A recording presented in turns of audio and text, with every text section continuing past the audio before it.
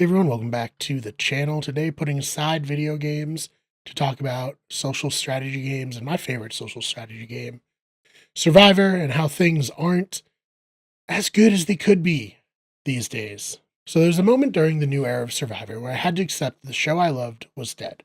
In its place was a new game wearing the skin of the game I had fallen in love with. A game which I had sunk countless hours into, rewatching old episodes, trolling message boards and Facebook groups. A game that I would eventually blog and podcast about, sharing the knowledge and opinions I had built up over the 20-year run of what I considered the greatest reality show of all time. Survivor went away after their 40th installment, Winners at War. COVID delayed the filming of the 41st season, and when it returned, it had changed forever. Some changes were great, more diversity in casting, and initiatives spearheaded by alumni who met with Jeff Probst and other producers in the wake of the George Floyd protest, which was much needed. However, the game itself was very different.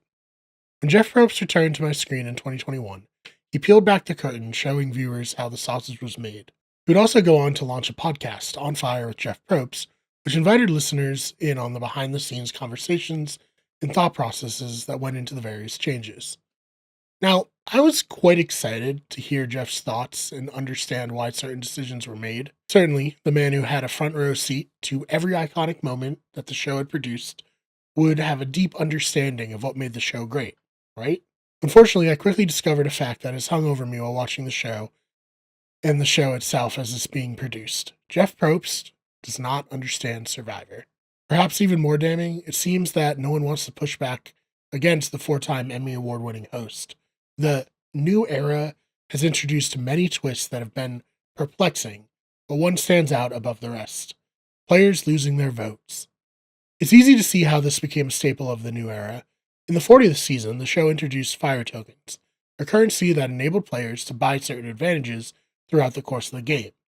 Indeed, it seemed like this would become a mainstay of the series in the same way that immunity idols were introduced in Season 11, Guatemala, and have been seen in every subsequent season.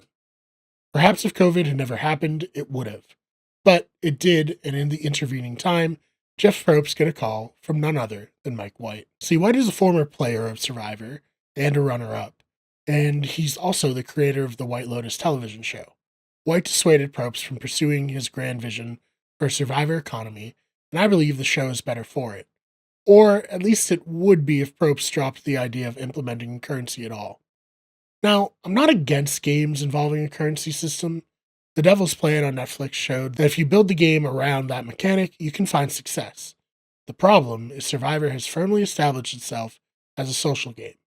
The drama and intrigue is driven by the players and their relationships to one another. This is represented by their votes. Conversations and promises aren't real in Survivor. Nothing is, until the players are in that voting booth putting pen to parchment. The votes are really the only source of truth in the game. Once a vote's cast, that's it. As Jeff Probst says, once the votes are read, the decision is final. That's when you see which plans are real and where everyone truly stands. Unfortunately, fire tokens have been replaced by votes. Players have to risk votes to gain advantages, and worse, are oftentimes put into positions where they no longer control if they're able to risk their vote. In previous seasons, the players could opt out of risking their vote, which I think if you're going to include this mechanic, it should always be optional. During Ghost Island, we saw this implemented well. Players could gain an advantage like an immunity idol, good for one tribal council, but if they wish to extend that idol's life past the single tribal council, they could risk their vote. On the current season, Survivor 48, two players, Justin and Bianca, were forced to put their votes on the line for an advantage, in a game that essentially worked out to being a 50-50 coin flip. Both of them ended up losing the coin flip and were eliminated at their next tribal council, as they didn't have votes. In both cases, had the player been able to opt out and keep their votes, they would have been safe at the tribal council that they ended up being eliminated. In other seasons, players lost their votes simply for finishing in too low of a placement during a challenge. We saw 4 players at risk of losing their votes after a challenge in Season 47. They were forced to go on a journey to try to reclaim their lost votes. Meanwhile, the remaining 6 players in the game were strategically hamstrung as they were in a strategic purgatory, unsure of who would retain their vote, and as such, who they could incorporate into their plans. Now, I won't deny that the pre-tribal council scramble this delay caused was quite entertaining. Watching the players position and reposition themselves in order to try to end up on the right side of the votes and enact their own agency as the light slowly faded on the beach added a great deal of excitement. Then we went to Tribal Council and discovered that things were still not set in stone.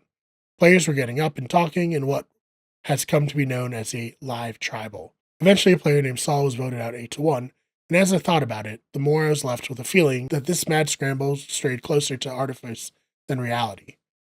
The game was dictating the action of the players just as much as the players were dictating the game. It just reminded me that this isn't the show that it was, and probably won't ever be again, unless Probst allows the players to play and lets up on the twist. During season 47, there was a 6-episode stretch where not everyone attending Tribal Council was able to vote. To me, a longtime Survivor viewer and super fan, that's just not Survivor. And Survivor, unfortunately, is dead. If you enjoyed this video, please check out our podcast, The Blindsiders, where I complain about modern Survivor with my co-hosts Ben and Dylan, and follow me on Twitter and Blue Sky.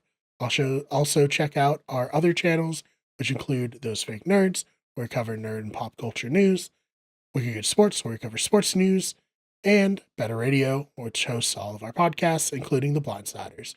Thank you so much for checking out this video, and we will see you in the next one.